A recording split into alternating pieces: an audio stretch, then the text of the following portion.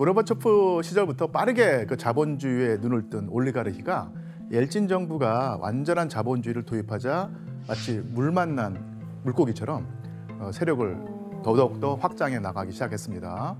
특히 지금까지 벌어온 돈을 더 불리는 방법으로 이것을 세우는 열풍이 불게 되는데요. 은행?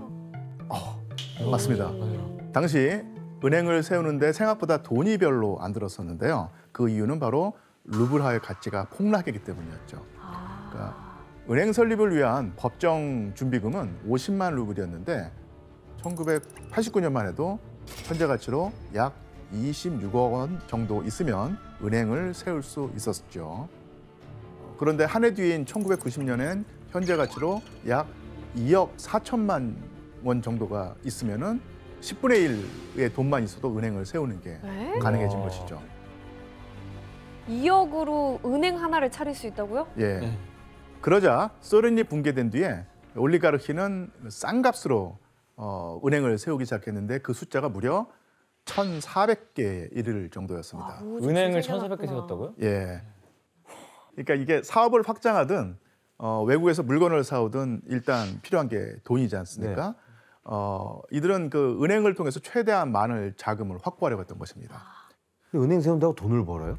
당시 엘친 정부는 은행 감독에 아예 손을 놓고 있었던 거예요.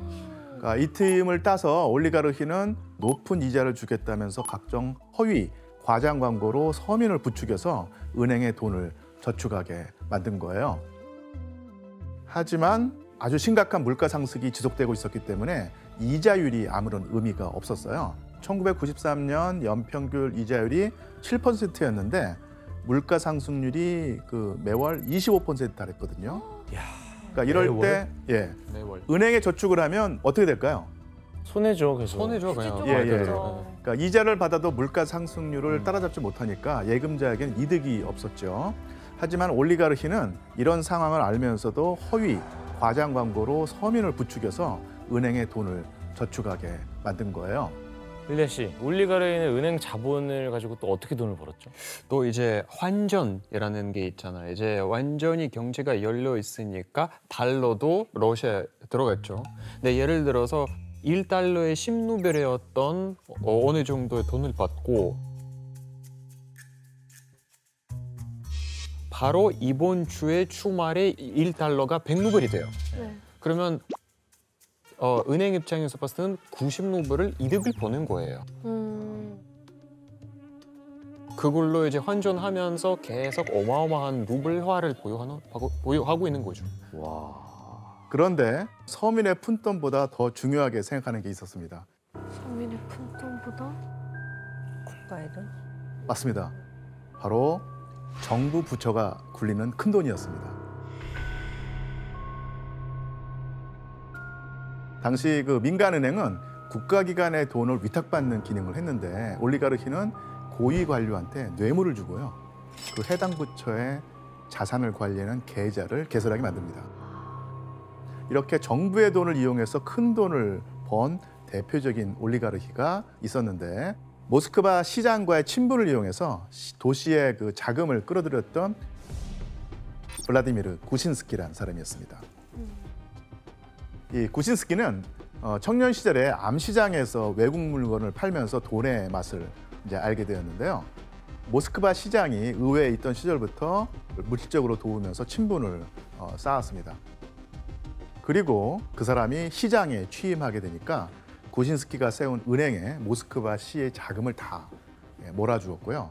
구신스키는 그 돈으로 수익률이 높은 해외 국채 등에 투자해서 돈을 벌었던 것이죠. 또한 이 돈으로 건설 회사도 설립했는데 역시 그 시장과의 친분을 활용해서 모스크바의 수많은 건물 공사를 수주해서 아주 떼돈을 벌었어요. 부동산까지 섭렵을. 예. 건설업을 했네 또. 예, 신흥재벌 올리가르히는 결국 자기의 돈을 별로 들이지 않고도 은행을 소유함으로써 서민의 피 같은 돈은 물론이고 부패한 정권과 함께 나라의 돈을 이용해서 거저 돈을 벌 수 있었던 것이죠. 김지영 교수님, 이 시기에 러시아에 처음 도입된 게 따로 있다면서요? 네, 1994년에요. 러시아의 최초로 이제 ATM 기계가 도입이 됐는데요. 그걸 도입한 사람이 바로 이 구진스키란 사람입니다. 그 모스크바 시내 곳곳에 ATM 기기가 깔렸고요. 네. 그럼 개인 카드가 생긴 건가요? 생기기 시작한 거죠. 카드, 신용카드. 네. 이렇게 은행을 통해 자금줄을 얻은 올리가르히는 또 한 번의 절호의 기회를 맞게 됩니다. 이 기회를 통해서 올리가르히는 러시아의 부를 장악하는 새로운 방법을 손에 거머쥐게 되는데요. 바로 국영기업을 독식하는 것이었습니다. 국영 기업을요? 예.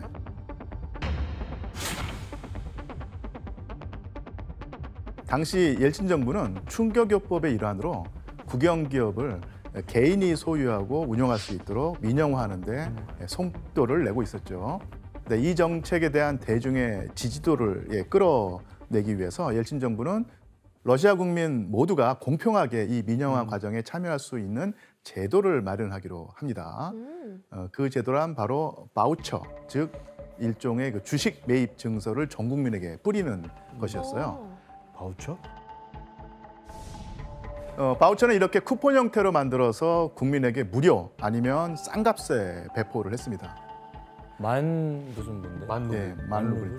이건 이 바우처가 1만 루블, 그러니까 현재 가치로 따지자면 약 19만 원에 해당한다는 뜻이었고요. 이 가격 안에서 민영화 시장에 나온 여러 기업의 주식을 살 수 있었던 것이죠. 옐친은 이 바우처야말로 러시아 국민 모두가 자유경제에 도달할 수 있는 티켓이라고 선전을 했고요. 경제난에 시달리는 국민들의 분노를 잠재우고 민영화의 정당성도 높이고자 했습니다.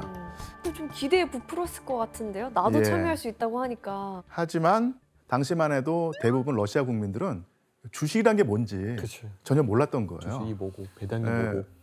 바우처를 막대한 규모로 모으는 사람들이 나타나기 시작했고 과연 누구였을까요? 올리가르히. 올리가르. 예, 바로 올리가르히였습니다. 이들은 그 서민과 달리 바우처를 얻어야 기업을 가질 수 있다는 사실을 먼저 깨달았던 사람이고요. 그래서 올리가르히는 바우처 쟁탈전에 나서게 되는데 어떤 일이 당시에 벌어졌는지 상황을 취재한 기사가 있습니다.